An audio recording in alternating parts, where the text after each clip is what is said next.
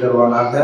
அடுத்ததாக சிற்றுடனுடைய தொடராக குழந்தை வளர்ப்பு பற்றி இஸ்லாம் என்கிற தலைப்பிலே முகமது ரில்வான் அவர்கள் நமக்கு மத்தியிலே உரை நிகழ்த்துவார்கள்.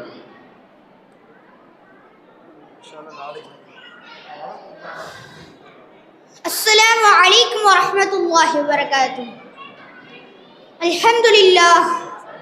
அல்ஹம்துலில்லாஹி வஹ்தஹு வஸ்ஸலாத்து வஸ்ஸலாமு அலா மன் லா நபிய்ய பஅதஹு. அம்மா பஅத். فقد قال الله تعالى في القرآن العظيم: فأعوذ بالله من الشيطان الرجيم بسم الله الرحمن الرحيم وإنك لعلى خلق عظيم صدق الله العظيم. அரசாட்சியை தனதாக்கி அதன் சாட்சியை நபியாக்கி அழகாட்சி புரிகின்ற அல்லாஹுக்கு எல்லா புகழும்.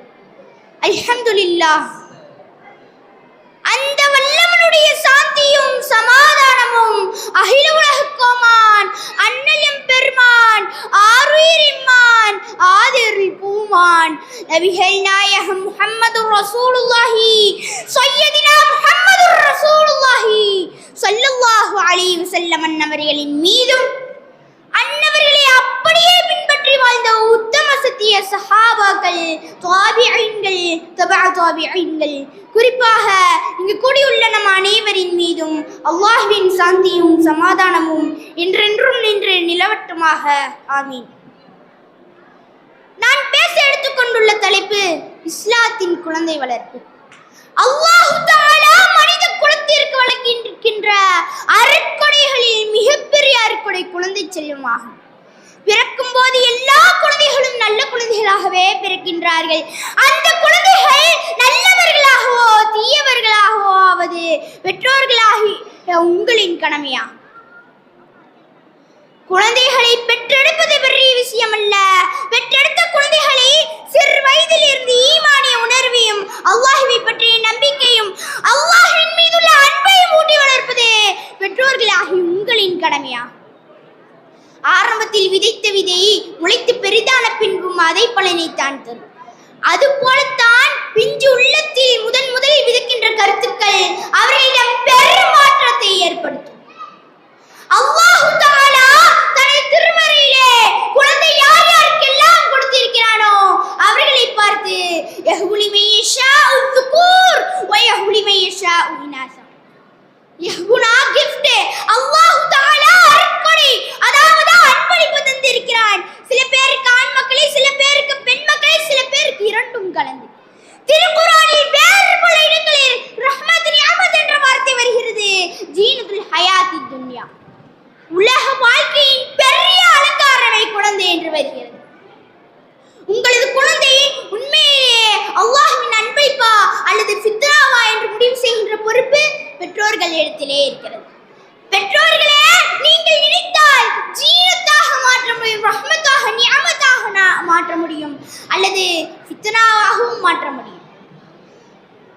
எல்லாரும் சொல்லி கேட்டிருப்பீர்கள் பெற்றோர்களே, ஒரு குழந்தையினுடைய முதல் பள்ளிக்கூடம் தன் தாயினுடைய மடி என்று சொல்வார்கள். இன்றைக்கு எத்தனை தாய்மார்கள் தன் குழந்தைகளுக்காக நேரத்தை செலவு செய்கிறீர்கள்? இன்றைக்கு செல்லம் கொடுத்து வளர்த்தும் பெற்றோர்களை விட செல்லை கொடுத்து வளர்த்தும் பெற்றோர்கள் தான் அதிகம் இருக்கிறார்கள்.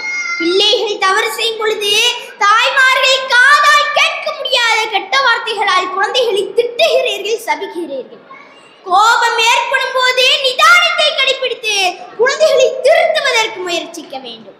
அதனால் தான் அருமை நாயகம் முஹம்மது ரசூலுல்லாஹி ஸல்லல்லாஹு அலைஹி வஸல்லம் அவர்கள் கூறினார்கள், பிள்ளைகளை குறித்து நாளை மறுமையில் அல்லாஹ்விடம் பெற்றோர்கள் பதில் சொல்ல வேண்டும்.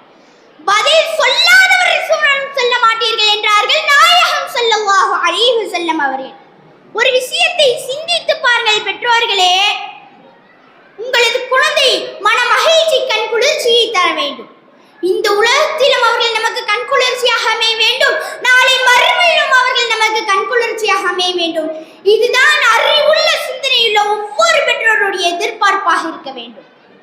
ஒரு முறை நாயகம் ஸல்லல்லாஹு அலைஹி வஸல்லம் அவர்கள் ஆயிஷா ரலியல்லாஹு அன்ஹா அவர்களிடம் கூறினார்கள், மஹ்ஷரிலே எல்லா மக்களும் எழுப்பப்படக்கூடிய அந்த நேரத்தில் எல்லோரும் ஒரே அமைப்பில் தான் இருப்பார்கள். அவர்கள் உயரத்தில் 60 முழத்தில் இருப்பார்கள். யாருக்கும் ஆடை இருக்காது, ஆண்களுக்கும் கிடையாது, பெண்களுக்கும் கிடையாது. ஆயிஷாவே அந்த நேரத்தில் ஒருவர் மற்றவரை பார்ப்பதற்கு சந்தர்ப்பம் இல்லை. அப்படி ஆடை இல்லாமல் எழுப்பப்படுவார்கள். அந்த நேரத்தில் அல்லாஹ் தஆலா சிலரை அழைப்பான். அழைத்து அவர்களுக்கு தலை கிரீடங்கள் அணிவிக்கப்படும். பெற்றோர்களே, மஹ்சரில் நடப்பது, சொர்க்கத்தில் அல்ல. மஹ்சரிலே வைத்து சிலருக்கு கிரீடங்கள் அணிவிக்கப்படும், பொன்னாடைகள் பொருத்தப்படும். அவர்கள் ஆச்சரியத்தோடு மேலும் கீழும் பார்ப்பார்கள். யா அல்லாஹ், இத்தனை பேர் இருக்கக்கூடிய இந்த மகா சபையில் எங்களுக்கு மட்டும் என்று கௌரவம் என்று கேட்கும் போது அவர்களுக்கு சொல்லப்படும், உங்களது பிள்ளை முழு குர்ஆனை மனனம் செய்ததினால் கிடைக்கக்கூடிய கௌரவம். சுப்ஹானல்லாஹ், அல்லாஹ் இந்த வாக்கியத்தை எல்லோருக்கும் தர வேண்டும். உலகம் அழியும் வரை யாரெல்லாம் தனது பிள்ளைகளை முழு குர்ஆனை மனனம் செய்ய வைக்கிறார்களோ அவர்களுக்கு இந்த வாக்கியம் என்று நாயகம் ஸல்லல்லாஹு அலைஹி வஸல்லம் அவர்கள் கூறினார்கள். ஆகவே பெற்றோர்களே, உங்கள் ஆசை என்னவாக இருக்க வேண்டும்? டாக்டராக, இன்ஜினியராக வரட்டும், தேவை. பல கலைகளை கற்கட்டும், தேவை. ஆனால் உங்களது முதல் ஆசை என்னவாக இருக்க வேண்டும் என்றால், உங்களது குழந்தை முழு குர்ஆனை மனனம் செய்ய வேண்டும். மௌத்தான பின்பும் தொழுகை மறக்காமல் துஆ செய்யக்கூடிய பிள்ளைகளை வளர்த்துவிட்டு மௌத்தானால் நீங்கள் உண்மையிலே புத்திசாலிகள், நீங்கள் உண்மையிலே பாக்கியசாலிகள். அப்படி இல்லாமல் என்னுடைய மகன் டாக்டர், என்னுடைய மகன் இன்ஜினியர், என்னுடைய மகன் தொழுவதில்லை, என்னுடைய மகன் நோன்பு நோட்பதில்லை, வட்டி சூத ஹராம் என்று வாழ்கிறான் என்று சொன்னால் நீங்கள் வாழ்க்கையில் தோற்று போன தாய், தோற்று போன தந்தை என்று பதிவு செய்து கொள்ளுங்கள். நாம் அனைவரும் இஸ்லாம் கூறும் குழந்தை வளர்ப்பை கையாண்டால் வளரும் குழந்தை முழுக்க முழுக்க இறைவனுக்கும் பெற்றோர்களுக்கும் கட்டுப்பட்டு நடப்பார்கள் என்பது எவ்வித சந்தேகமும் இல்லை என்று கூறி எனது உரை முடிப்பதற்கு முன்னால் என்னுடன் படிக்கும் சக தோழர்களுக்கு ஒரு விஷயத்தை சொல்ல கடமைப்பட்டிருக்கிறேன்.